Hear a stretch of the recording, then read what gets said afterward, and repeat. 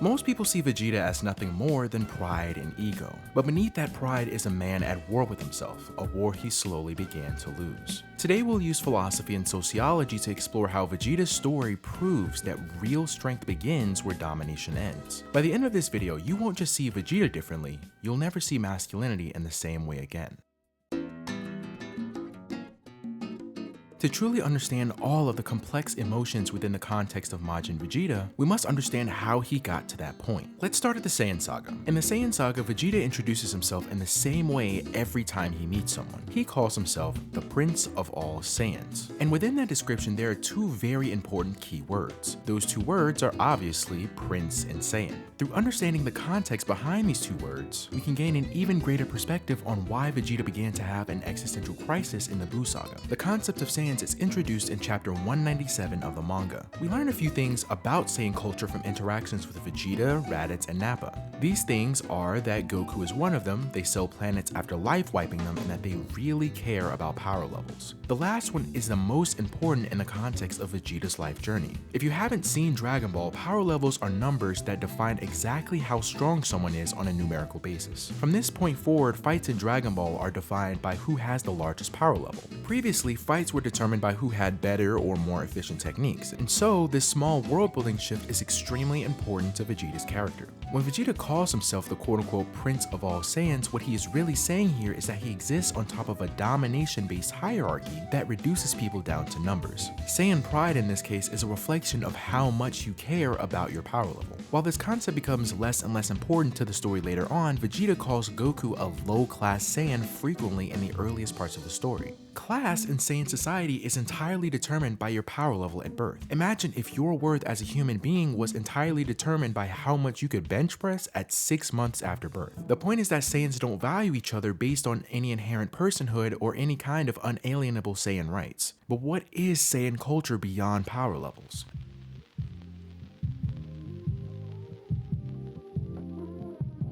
To understand this question, we're going to rely on a philosopher named Antonio Gramsci.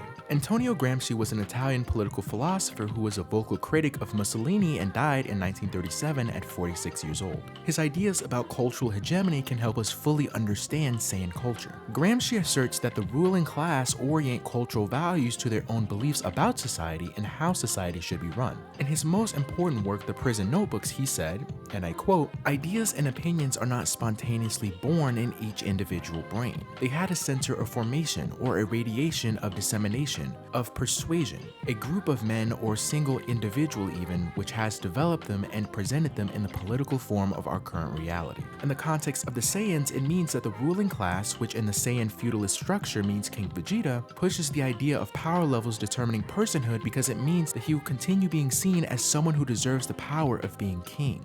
All of this is important because the society we grow up in can seriously define the way we understand the world. Vegeta grew up being told he was an elite in comparison to other people. This inflated sense of value unfortunately warped his mind in ways that can only be fixed with time and a woman's touch. As stated previously, Saiyan culture is based on violent domination. They live in a sort of power level based feudalism with the royal family consisting of the strongest Saiyan and their direct descendants. But living in a society like this takes its toll. Let's explore what happens when an unstoppable force meets an immovable object. By the time the Saiyan saga starts, Vegeta is about 30 years old. By this point, he lives what he believes to be the Saiyan life. He kills life forms he deems lesser than himself, he destroys civilizations, and he still believes in his Saiyan heritage. When Vegeta arrives on Earth, he meets someone who opposes his beliefs so strongly, he is willing to push his limits to prove it. To analyze this fight, we are going to borrow from an important sociologist. Bell Hooks was a 20th century American sociologist who primarily focused on cultural critique and an analysis of patriarchy. She was born in 1952 in Hopkinsville, Kentucky, and died recently in 2021 in Berea, Kentucky. I imagine she would have a lot to say about a fictional society based entirely on who can dominate the most people in hand-to-hand combat. In one of her most important works, The Will to Change, she says, and quote, "When culture is based on a dominator model, not only will it be violent, but it will frame all relationships as power struggles." Vegeta demonstrates this principle perfectly. When he meets Goku in the Saiyan saga, he brings these ideas of domination to Earth. However, the Saiyan saga reaches peak fiction because it shows all of the interesting differences in their two perspectives. Let's go through a few. Firstly, the way they treat their allies is extremely different. Goku is angered when his friends and family are injured or even killed, but Vegeta kills one of the last few Saiyans left alive. The reason why is that he still views Saiyans that can't perform the identity of quote-unquote Saiyanness, also known as the ability to physically dominate others, as useless. When Nappa had his back broken, Vegeta's reaction should have been a mix of emotions, like anger, sadness, or even sympathy for his friend that he's known for a really long time. But instead, Vegeta decides to kill Nappa himself. When Goku sees some of his friends laid out, some of them blown up, scarred, and his son being targeted next, he reaches levels never seen before on Earth. This core difference is because for Vegeta to maintain his Saiyan identity, he must punish others who struggle to perform that same identity. It's like when a bunch of boys are in a locker room and the skinniest kid gets picked on. Put simply, it's performative bullying. Another example between Goku and Vegeta is the difference in how they view their relationship to people they don't see as allies. Vegeta, as a consequence of his upbringing, views every potential interaction with others as a winner-takes-all game of domination and force. Goku contrasts this perspective by fighting primarily to protect the planet, but he still recognizes the humanity, or rather the personhood, of Vegeta. He spares Vegeta not only because he wishes to fight him again, but because he knows that Vegeta could be, in theory, a better person. This is the moment where everything starts, because how dare a low-class Saiyan even think that he could defeat an elite Saiyan? In Vegeta's opinion, it's downright offensive. But Goku didn't just beat Vegeta, he beat him in a way that was utterly humiliating. Come on! The reason that Goku beat Vegeta in their first fight was because of one reason and one reason only. It's the difference between a person who fights as 4 people versus a person who relies only upon themselves. There's a funny joke in the Dragon Ball community that asserts that Goku never creates his own techniques and that he essentially steals them from other people. In their first fight, Goku beats Vegeta because he relies upon his friends, family, and his mentors. So the joke is partially true. He relies on his friends and family to hold off Vegeta and Nappa until he gets there, and he relies on his mentors for techniques that allow him to fight people he theoretically shouldn't be able to beat. After Vegeta kills Nappa, he fights all of the Earthlings collectively by himself, and this is why he loses. Vegeta thought that his status as an elite Saiyan was the only thing that determined a fight, but he's forced to realize that the only reason he is still alive is because a low-class Saiyan allowed him to live. It's here when he begins to realize that there may be something more to the Saiyan named Goku. The psychological decay sprouted from this rivalry begins to spread and infect Vegeta's sense of self-worth until all he became was a man desperately in need of strength and the security that it provides. Before I get to the Namek Saga, I want to address the elephant in the room. First of all, thank you so much to everyone who watched my last video. 30,000 views in less than 7 days is incredible for a third video on a new YouTube channel. Before I started this channel, I had no idea what I wanted to do after college. All I knew is that I wanted to make art both as a manga artist and as a YouTuber. Being a mangaka will take a lot of time, but you guys made becoming a YouTuber happen faster than I ever expected. So many of you asked in the comments how you can support the channel, so I made a Patreon. If you want access to my entire creative process, early videos, scripts, thumbnails, and even daily art, make sure to join the community. This channel is something I want to build with all of you, and so joining the Patreon guarantees that I can keep going. Therefore, I hope to see you there soon. There's one final piece of information I haven't told you that informs Vegeta's perspective on life. Frieza, in fear of a Saiyan uprising, took Vegeta when he was 5 years old, clearly seeing the potential, and used him as an asset in his empire. Therefore, Vegeta lived under Frieza's thumb for nearly his entire life. There was no care or concern whether he lived or died, and there was no empathy or compassion. You did what you were told, and you were respectful to the Emperor because you understand the consequences if you weren't. From this perspective, we can see that from Vegeta's perspective, he has been dominated for nearly his entire life. This is the first time the proud Saiyan Prince has ever known what it is to feel helpless. This deep sense of lack of autonomy yet feeling free to do the same to others becomes important later. Although Frieza never kills one of his soldiers in the manga, Vegeta understands that treason means death. For all the boasting about how much of an elite he is, he understands his place within the Frieza Empire's hierarchy. He isn't even one of the top 5 soldiers in the army. Nearly every member of the Ginyu Force is stronger than Vegeta, and that doesn't even include Zarbon or Dodoria, though he does surpass them all quickly after a few Zenkai boosts. Let's talk about Dodoria for a second, because here is the important part. Dodoria in chapter 257 of the manga tells Vegeta that Frieza killed all the Saiyans. In this moment, Vegeta says that he doesn't care and pretends to be an individualist. He pretends to care only about being used. But his tears in chapter 308 tell an entirely different story. After Vegeta had been thoroughly beaten up by Frieza, Goku arrives on the scene. Vegeta is shot by Frieza, and this sets in motion the final story beats of this arc. However, for Vegeta, this is an extremely important moment. Most people imagine Vegeta to be tough, to be someone who doesn't care about others or even his own race. But the truth reveals itself in every single one of Vegeta's tears. Moments before death, Vegeta tells Goku that it was Frieza that destroyed Planet Vegeta, killed Goku and Vegeta's parents, and that Frieza still fears the myth of the Super Saiyan. Vegeta then begs, literally begs Goku to kill Frieza because in Vegeta's words, "He took me from my father when I was just a little boy. He made me do whatever he wanted and said he would kill my father if I didn't." Some say, when we are at our lowest, that is when we reveal who we are. Within Vegeta's last moments, he revealed that he had deep and real emotions, that they are things that bring him to tears, and that he did care about his Saiyan friends and family, and that he respects Goku to such a degree that on his literal deathbed, he would beg the man that nearly killed him to destroy his worst enemy. And this is the very first major leak in Vegeta's persona. This is the moment where the tenderness in his soul is revealed to not only the other characters, but to the entire audience. To see such a strong and bullheaded character crying and begging is heartbreaking. Vegeta wouldn't have begged someone else to kill Frieza if he was confident he could do it himself. Unfortunately, for Vegeta, this moment is both the first leak of his heart and the first crack of his mind. From here forward, these two sides of emotion and his domination-based perspective will continue to struggle within his mind. However, there are 3 people that begin to tip the favor in the side of Vegeta's humanity. The first is a woman named Bulma. Cut to the band!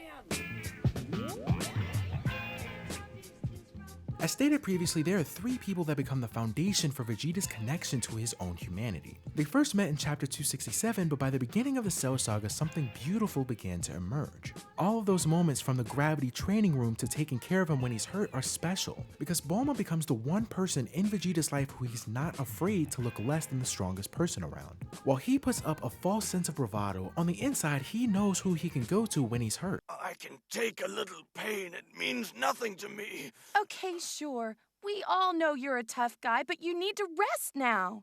As a man myself, I can tell you from personal experience, having someone like Bulma is important. Having that one person who can hear all the feelings that you feel and all the emotions that you don't let bubble to the surface is important. For a macho guy like Vegeta, Bulma is an important part of the man he becomes and the man he would reject later on in the 3rd arc of the story. Let's get a little bit deeper with this concept. Jean-Paul Sartre was a French philosopher from the 20th century. Sartre is known intellectually for many things, including his concept of intersubjectivity. Part of Sartre's intersubjectivity is seeing yourself in another person through interactions with other people. This is exactly what happens with Bulma and Vegeta.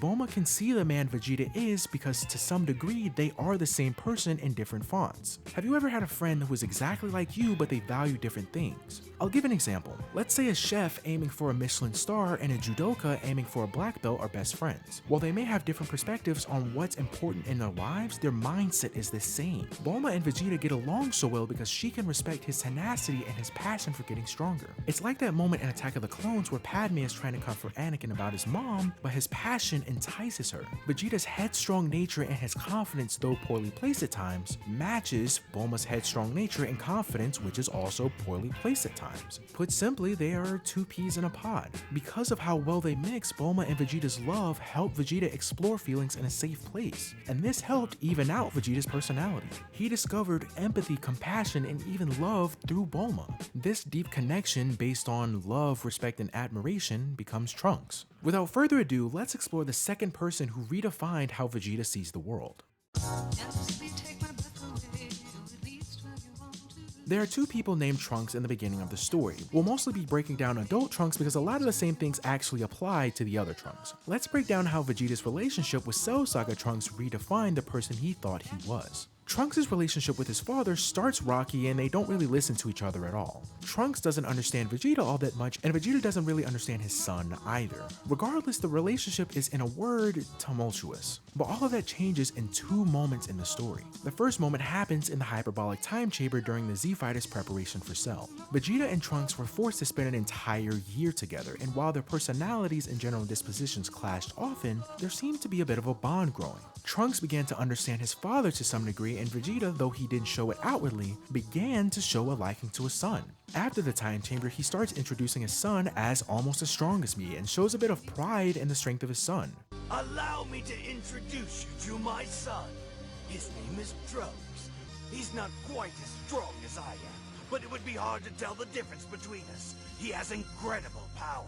In Bell Hooks' work All About Love, she quotes Erich Fromm, a 20th century philosopher who fled Nazi Germany. She says, and I quote, "Erich Fromm, he defines love as the will to extend oneself for the purpose of nurturing one's own or another person's spiritual growth." Explaining further, he continues, "Love is as love does. Love is an act of will, namely both an intention and an action. Will also implies choice. We do not have to love.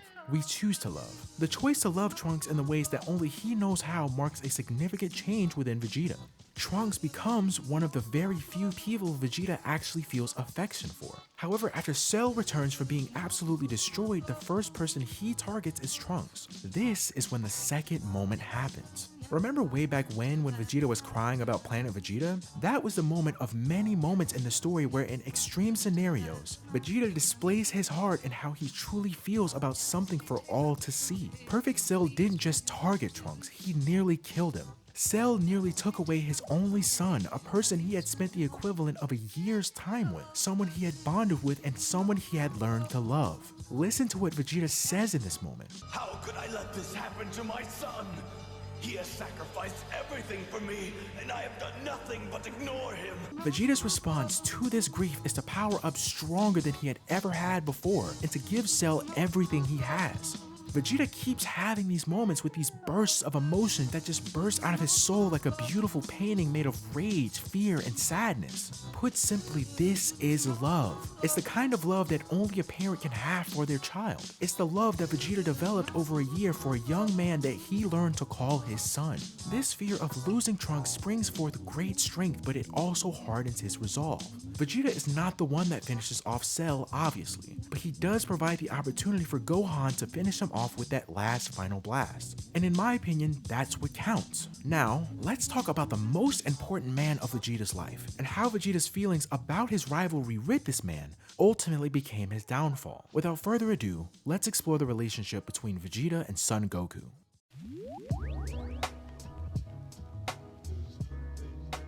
Have you ever had that one friend who you can tell is just better than you without effort? What kinds of feelings would you feel if you knew that deep down, you may never be better than them at the one thing that defines who you are? These are the thoughts that swell in Vegeta's mind when he thinks about Goku. Let's explore the reasons why. We talked about Friedrich Nietzsche's concept of eternal recurrence in the Goku video that you should totally watch, so we're gonna use Nietzsche again. But this time it will be his concept of resentment.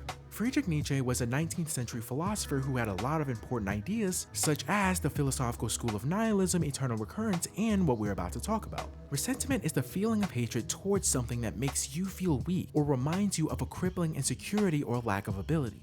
Vegeta begins to hate Goku not because he is stronger than him, but because of how Goku's strength makes him feel about himself. Resentment is clearly the word that describes what Vegeta begins to feel about Goku during their intense rivalry. As you know, Goku and Vegeta have one of the greatest rivalries in all of shonen history. This rivalry is built on a lot of complex feelings and emotions, and it takes place over the course of both of their adult lives. This rivalry starts after Goku allows Vegeta to escape. Remember way back when I said that this is how everything starts in the beginning of the video?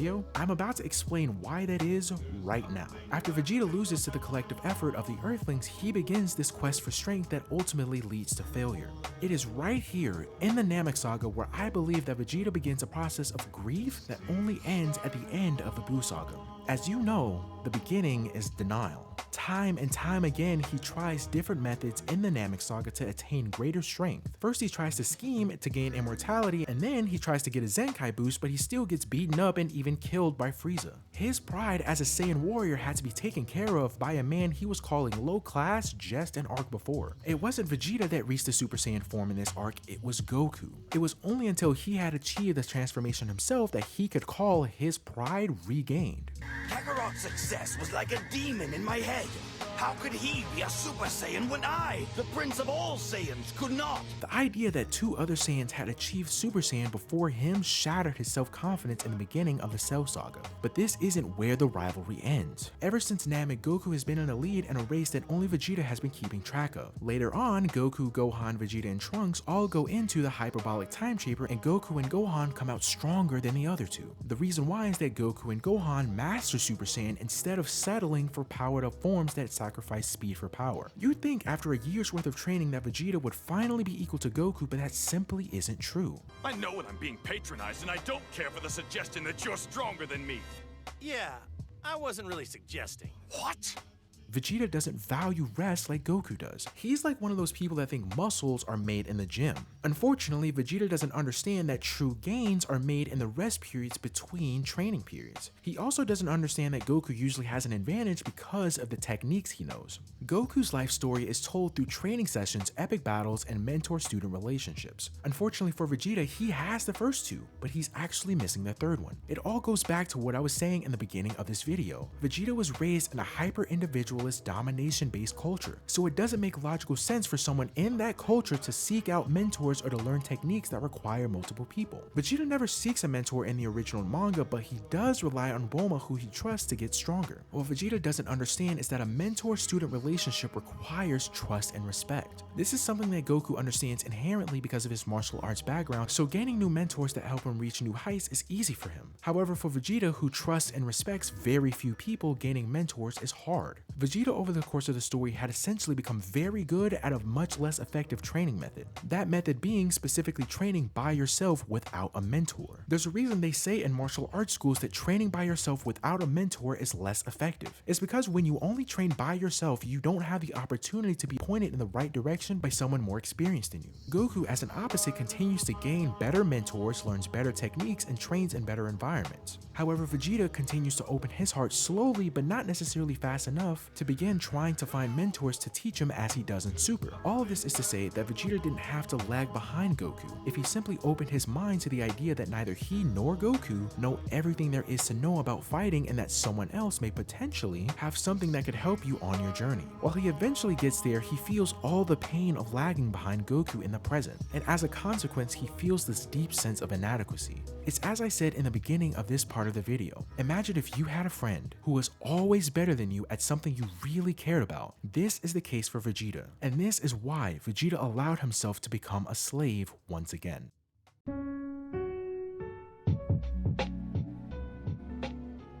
It's finally time to explain why the title of this video is How Majin Vegeta Shattered the Myth of the Alpha Male. Vegeta at the beginning of the Buu arc has two opposing forces within himself. The first is the Saiyan warrior, a man who wishes to dominate anything and everything. The second is the man that he has become, a man who loves his family and has learned to love the earth. These two sides of himself could not be reconciled without fighting one man one more time. As stated previously, Vegeta defines himself by how strong he is, and how strong he is compared to other people. However, he isn't comparing himself to Tien or Krillin. He is constantly comparing himself to Goku. It was Goku who defeated Frieza, and it was Goku's son that killed Cell. However, Vegeta still definitely trains in the 7 years between the Cell and the Buu arc, but this growing antagonistic contradiction between the two still needed to be resolved. In Vegeta's mind, he needs to choose between comfort or power. So indeed, he chose power, and he allows himself to become a slave to someone else's ambitions. Like I said, this isn't the first time he was a slave. Previously, he was a slave to two forces. The first was Frieza, and the second was his own mind with his own backwards ideas about domination. And now he is a slave to Babidi. Majin Vegeta is a midlife crisis for a man who desperately wishes to feel whole. Goku has never looked down upon Vegeta for being weaker than he is in any particular arc, but Vegeta comes from a culture of domination, so of course he would constantly feel like he's walking on eggshells if he isn't the strongest. Remember when I said Vegeta's process for grief started in arc before? In my opinion, in the arcs between Cell and Buu, he experienced the depression stage. And then, losing his bodily autonomy in exchange for power was the bargaining stage. He quite literally says that he wanted to see if he would be equal to Goku if he got rid of all the things that he felt were holding him back.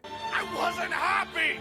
I suddenly had a family of all things. Majin Vegeta is a deep betrayal to his friends and family, but all of them can see that Majin Vegeta is a cry for help. If the previous stages were denial, depression, and bargaining, the final fight between Goku and Vegeta is the anger stage of grief. This fight isn't really a fight. It's a 45-minute therapy session between two people that can blow up the entire solar system. But for Vegeta, he thinks this is the pinnacle of his life. He wanted to prove to himself that if he got rid of all the things that made him happy and became the angry and sad person he was before, then he would be stronger. But that isn't true. It's only because of Bulma and Trunks and all of the people in his life that he becomes stronger. Vegeta would not have been able to do that last big shot against Cell if he hadn't been so upset that Trunks nearly died. But unfortunately, this is a manic episode, and he isn't thinking rationally. Goku understands this and lets Vegeta have his way a little bit, because we all know, as Vegeta comes to know later, that at literally any point, Goku could have become a Super Saiyan 3 and ended the entire fight. But that's not what good friends do. He knew Vegeta was hurting inside, and the good thing to do is to sandbag just a little bit so he can have his frustration. This isn't to say that the fight wasn't even, because it really was. But Goku could have ended the fight at any time. Goku, being the man he is, keeps trying to tell Vegeta that they should stop because Buu will be born. Goku ultimately is correct, and Vegeta recognizes that Buu will be a difficult task to defeat. As you know, the stages of grief can be experienced multiple times in many different orders. However, what comes next isn't depression, it's acceptance. Many consider what happens next to be Vegeta's greatest moment in the entire story. Have you ever had a friend that experiences manic episodes where they come up and down, and from the outside all you can really feel is fear and worry for them? This is what it feels like to be Vegeta's friend right now. However, Vegeta comes down from his manic episode during his fight with Buu. Remember all the way back in the Frieza saga when he's having this emotional moment because he's so close to death? It happens one final time against Buu. Buu is nearly indestructible. His regenerative abilities are simply too much for anyone who isn't a Super Saiyan 3. Unfortunately, that means Vegeta has only one choice. It is here, when he is detonating his spirit with everything that he has, that an epiphany forms in his mind. In his final explosion, he resolves this anger and self-hatred within himself. He is baptized in the explosive energy of his fiery resolve. In this moment, he is cleansing himself of this false notion that he isn't good enough, and he accepts the fact that he is deeply in love with the three most important people in his life. Bye to you all. Bulma, Trunks, and yes, even you, Kakarot. He learned to accept love and affection from Bulma. He learned to give love and affection with Trunks, and he learned that his relationship with Goku was never a winner-takes-all relationship. He learned that he wasn't less of a person if Goku was stronger than him. He learns to accept that Goku is stronger than him, and that ultimately, that's okay. This deep love and respect for Goku was born out of self-hatred, hatred for how Goku's strength made him feel, and his own upbringing as a Saiyan warrior. And Vegeta, in this moment of clarity after a whirlwind of emotions, finally understands this, and he gives his life trying to make everything right, but he fails. Buu lives. But before this beautiful crescendo of the story, he asks a question that reveals everything about him. He asks a single question to Piccolo. Just tell me one thing before you go. In this other world, or whatever it's called, will I see Kakarot again? Piccolo, of course, has to tell him the truth, and he tells him no. Piccolo has been here for Vegeta's entire journey, and he knows personally how difficult it is to try and become a better person, while also knowing how far Vegeta's come to even begin entertaining the idea of sacrificing himself for others. But Vegeta sacrifices himself anyway. In death, Vegeta expresses his true feelings without ever needing to be in an emotional state. He says, "Kakarot, you truly are the best." These few sentences mean so much for the character. It ties a neat bow on everything Vegeta was feeling up until this very point. At the end of the story, Vegeta finally reaches a point where he admitting Goku is stronger than him doesn't immediately crush his ego. It's because he has finally let go of the false ideas of domination and starts accepting that he loves his family and he doesn't need to be ruthless, and that he is happy to be able to keep getting stronger and keep fighting Goku. Within the last few decades, the concept of the alpha male has become very popular. Essentially, the alpha male exists on top of a hierarchy of masculinity that seeks to describe the value of different men. Finally, at the very end of the video, we are going to rely upon a final theorist for our analysis today to understand what it means to be an alpha male. Judith Butler was born in Cleveland, Ohio, and is very much still alive. Her work specifically talks about the performance of gender. Judith Butler argues that gender itself is a social construct. She argues that it's like a dance performance that you perform for everyone else watching. The alpha-beta binary construction, therefore, is only a barometer to how well you can perform masculinity. If you have a lot of the things that society calls manly, you will be considered an alpha. If you don't, you're a beta. If you pretend you don't exist within the made-up hierarchy, you're a sigma. Saiyan culture is quite literally the same. The question, obviously, is how well can you perform the archetype of the typical Saiyan? Are you ruthless, heartless, without emotions, and lacking total empathy? Then you are what it means to be a Saiyan. In this moment, we must remember that Saiyan culture isn't real, and that it exists as an artistic reflection of something that exists in the real world. In the human reality, this dichotomy of performance exists as well. This made-up hierarchy is a thinly veiled attempt for some men to separate themselves from others. Vegeta experiences something very similar. He also existed within a society that prioritized violent action and domination over things like respect, trust, and compassion. This led him to having a warped understanding of how people are supposed to connect to each other. It made him a person that felt deeply that he wasn't good enough only because he saw that someone was better than him at something he defines his entire existence by. This happens to a lot of young men all over the world. They look at their phones and see fake natty influencers, fake rich influencers, and people posturing in general, and then they begin to think poorly of themselves. But once you, like Vegeta, realize that none of that shit actually matters and strive to simply become a better person, you'll stop feeling all of these feelings of inadequacy. Vegeta shattered the myth of the alpha male because it took him an entire lifetime to figure out that it doesn't matter what your power level is in comparison to the strongest person. It only matters whether you are putting in the effort to get stronger every single day, and whether you are spending enough time with the people you love. So don't be like all these weird masculinity influencers.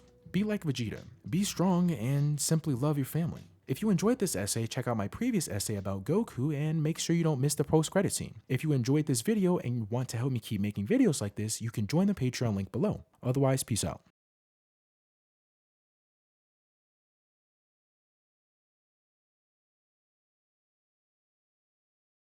What I want is to create peace and bring about justice.